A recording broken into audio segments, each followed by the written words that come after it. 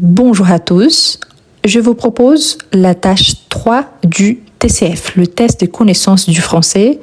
La production écrite est composée des 3 tâches, tâche 1, 2 et 3. La plupart du temps, la tâche 3 est composée des 2 documents et il nous demande à peu près entre 120 et 150 mots. Cette tâche ici, je l'ai pris directement en ligne sur les sites officiels. Donc, c'est une évaluation de 2022 et il nous demande entre 40 et 90 mots. Donc, même si vous êtes prêt à faire un texte de 120 mots, 130 mots, donc vous allez vous adapter selon la consigne. Donc, voyons ce qu'il nous demande pour cette tâche-là. Vous préférez faire vos courses au supermarché ou dans le petit magasin? C'est une question faite. Donc, vous préférez faire vos courses au supermarché ou dans le petit magasin? Donc, sur un forum internet, vous expliquez pourquoi. Donc, qu'est-ce que je dois écrire? C'est une sorte d'avis personnel. Donc, à la première personne, vous allez écrire où? Sur un forum internet. Quel est le sujet si vous préférez faire vos courses au supermarché ou dans le petit magasin? Ici, il faut choisir soit l'un soit l'autre et donner vos arguments. D'accord? Donc ici, je commence directement. Je n'ai pas besoin de dire bonjour ou quelque chose pareil. Pourquoi? Je vais donner mon avis. Imaginez-vous que vous venez de regarder une vidéo sur les réseaux sociaux et vous laissez un commentaire. C'est à peu près la même chose. Ici, la différence, c'est qu'il faut au moins 40 mots, au maximum 90 mots, et selon la question qui a été posée. Donc, ici, je peux commencer par personnellement,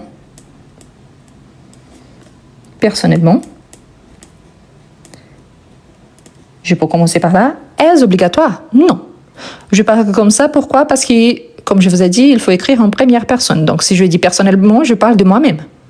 C'est juste un indice, mais ce n'est pas obligatoire, vous pouvez commencer différemment. Donc, personnellement, je préfère, je reprends le verbe qui a été utilisé dans la consigne, préférer. Donc, je préfère, attention, car c'est un verbe dont le radical, il est irrégulier, l'accent qui était aigu devient un accent grave à cause du son. Je préfère faire mes courses,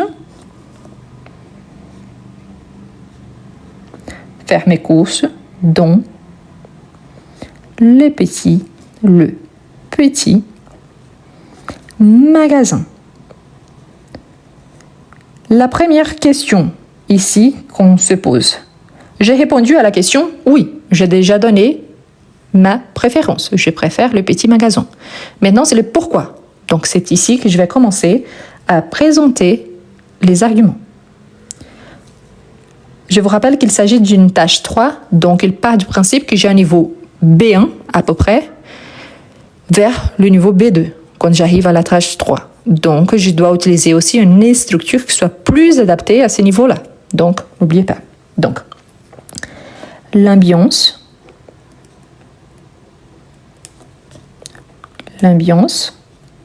Au niveau B1, je sais bien séparer les mots, donc je sépare selon les sons. L'ambiance y est. Et pourquoi? Pour parler de petits magasins. Donc, je peux utiliser les pronoms i, ce qui est attendu au niveau intermédiaire. Y est plus chaleureuse.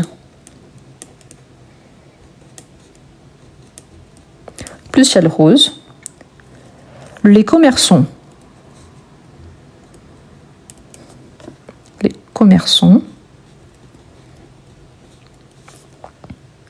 sont souvent sympathiques,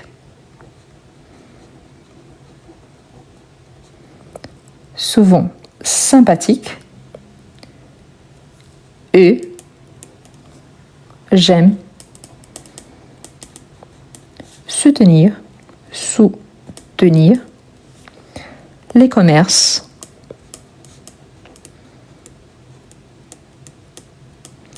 de proximité. Vous voyez donc que je commence pour ma réponse et ensuite je justifie ma réponse en donnant directement 3 arguments. L'ambiance, les commerçants, ils sont plus sympas, hein. Et aussi le fait de soutenir le commerce de proximité. Donc, j'ai déjà donné 3 bons arguments. Si il me fallait, par exemple, entre 120 et 150 mots, il fallait juste ajouter plus de descriptions par rapport à ces arguments-là. Ce n'est pas le cas, donc je n'ai pas besoin de donner plus d'informations. Ma réponse, elle est petite, mais assez précise. Ensuite, je peux continuer à donner d'autres arguments. Ici, j'ai choisi le côté positif, donc je continue sur cette voie. Donc, les produits sont souvent plus frais,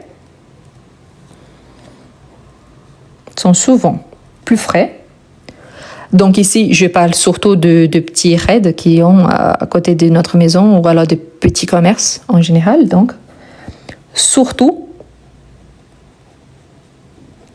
pour les fruits.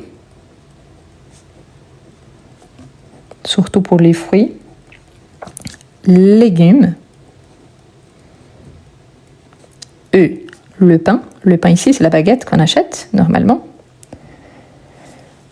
Mais je peux ajouter aussi un petit côté négatif, parce que normalement, on sait bien que dans ces petits commerces, le prix sont un petit peu plus cher que dans un grand magasin, comme par exemple Carrefour ou d'autres.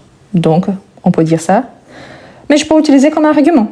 Par exemple, si je vous dis, même si les prix sont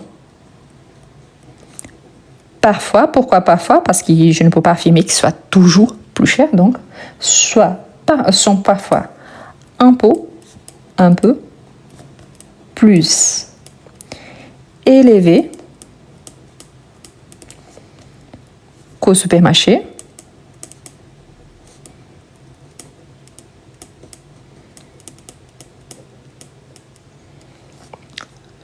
Donc, je trouve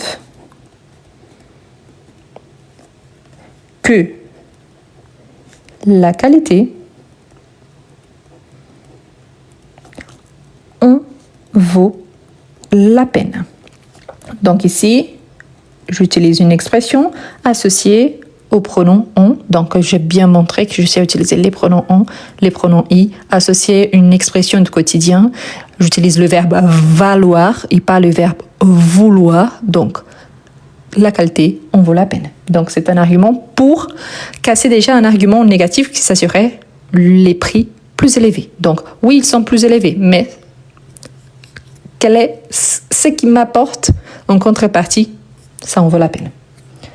Et là, je peux ajouter encore. Et puis,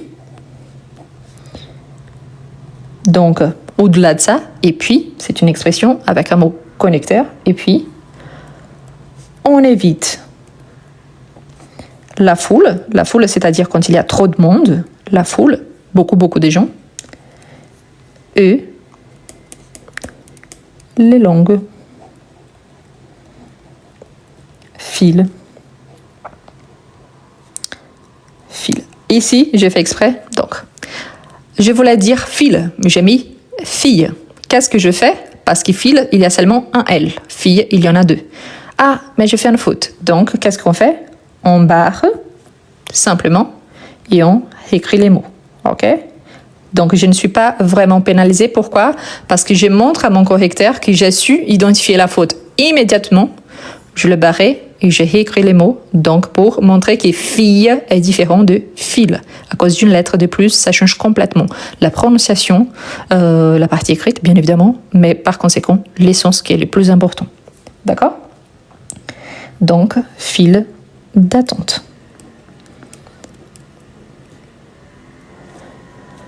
Donc, c'est plus agréable,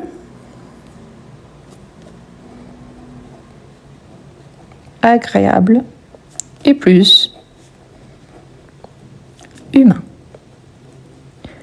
Voilà. Différemment d'une tâche 1 où je fais un texte super simple avec des arguments vraiment plus banals. Ici, j'utilise des arguments plus fondés par rapport à mes connaissances acquises à ces sujets-là.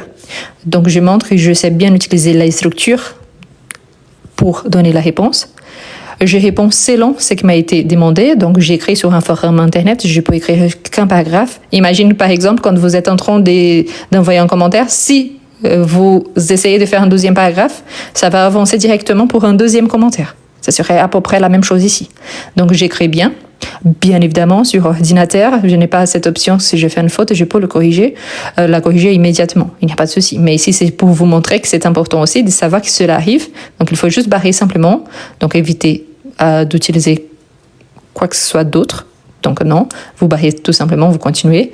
Pensez à la ponctuation, ça c'est super important. À bien accentuer pour bien montrer les tons verbal utilisé et pas que, mais aussi si je sais que le ton verbal ici c'est le présent et que ça change du passé composé par exemple, donc il faut le dire. J'ai bien utilisé les pronoms, j'ai bien utilisé des expressions, j'ai bien utilisé les caractéristiques et mes arguments ils sont vraiment fondés sur quelque chose qui existe vraiment. Je pourrais donner un argument complètement différent, oui c'est possible. Il y a énormément de possibilités. C'est pour ça que normalement, on ne trouve pas de corrections en ligne. Pourquoi? Parce que chaque personne pense différemment.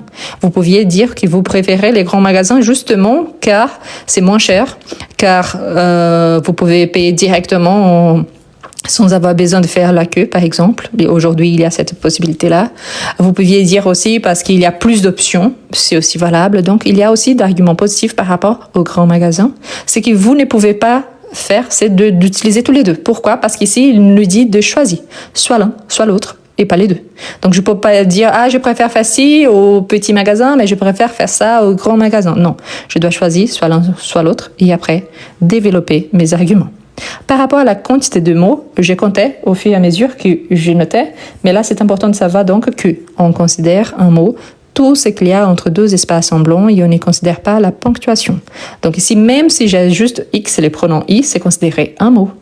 Si j'ai une élision ou des expressions avec tiré, par exemple ici, l'ambiance, j'ai une élision. Donc, L, c'est L', c'est l'article, plus ambiance, c'est un nom.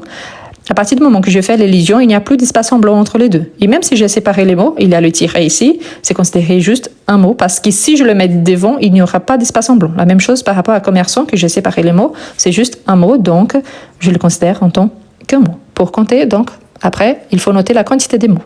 Si on compte vite fait, donc on a 1, 2, 3, 4, 5, 6, 7, 8, 9, 10, 11, 12, 13, 14, 15, 16, 17, 18, 19, 20, 21, 22, 23, 24, 25, 26, 27, 28, 29, 30, 31, 32, 33, 34, 35, 36, 37, 38, 39, 40. J'ai déjà le minimum. Parfait. Donc, je ne peux pas dépasser le maximum. 40. 41, 42, 43, 45, 44, 45, 46, 47, 48, 49, 50, 51, 52, 53, 54, 55, 56, 57, 58, 59, 60, 61, 62, 63, 64, 65, 66, 67, 68, 69, 70, 71. Je ne considère pas 72, 73, 74, 75, 76, 77, 78, 79 mots. La faute, je ne considère pas. Donc, j'ai 79 mots. D'accord? Donc, parfait. C'est exactement parmi la quantité demandée entre 40 et 90 mots. Si j'écris trop proche de 40, soit je me trompe par rapport au comptage. Et là, je peux me faire pénaliser. Et en plus, je ne donne pas assez de descriptions. Soit j'écris de trop, donc je dépasse les 90 mots. Et là, je ne prouve pas ma capacité de synthèse, de bien résumer et donner une réponse précise par rapport à ce qui m'a été demandé. C'est normal que parfois les gens disent par exemple « Ah, mais je ne suis pas d'accord parce que j'aime par exemple, je les pronoms je plus aime que c'est un verbe ». Oui, je suis d'accord avec vous qu'il s'agit de deux classes grammaticales différentes. Donc, on a un pronom et on a un verbe. Mais par rapport au comptage, par rapport aux évaluations, on considère un mot tout ce qu'il y a entre deux espaces en blanc. Même si on a, à la base, on a deux verbes différents. Donc, on a je plus aime qui devient j'aime parce qu'on a une élision. De même que quand on prononce seulement un mot. J'aime et pas je aime. D'accord? Donc, on a 99 mots. L'argument, il a été précis par rapport à ce qui m'a été demandé et la tâche a été bien réalisée.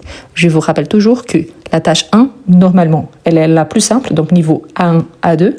La tâche 2, elle est moyenne, donc niveau A2, B1. Et la tâche 3, normalement, on a plus des connaissances par rapport au sujet. La plupart des temps, on a deux documents, document 1 et document 2, et on doit écrire, donner un avis ou écrire un texte. Et normalement, la plupart des temps, on a entre 120 et 150 mots en associant les deux documents. Mais là, je l'ai pris sur les sites officiels et c'était ce qui m'a été demandé entre 40 et 90 mots.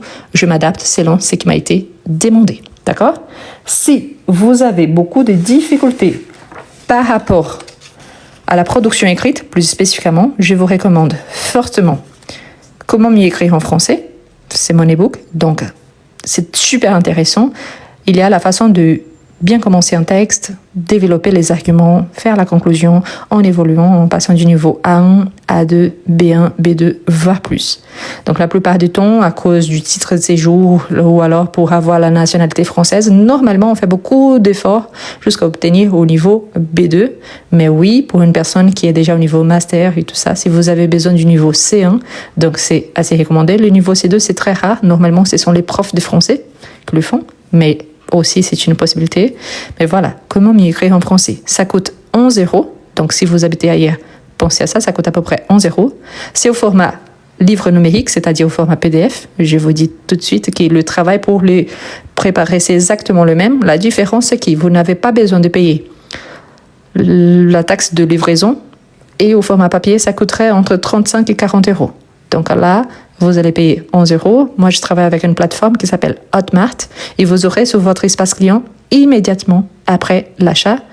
Donc, vous pouvez l'imprimer et l'utiliser pour mieux apprendre le français. Donc, comment mieux écrire en français. Si vous êtes débutant, commencez par je conjugue, car on apprend la base, le présent, et ensuite, il y a également le passé composé. D'accord? Est-ce que vous avez des difficultés à écrire en français? Est-ce que vous êtes capable de comprendre, mais vous n'arrivez pas à bien écrire? Vous êtes capable de lire en français, mais vous avez du mal à développer un petit texte. Je vous présente Comment mieux écrire en français. Un livre conçu pour vous, quelqu'un qui aimerait bien écrire en français. Le livre présente 11 unités, parmi lesquelles vous retrouverez toujours des astuces précieuses pour améliorer votre niveau.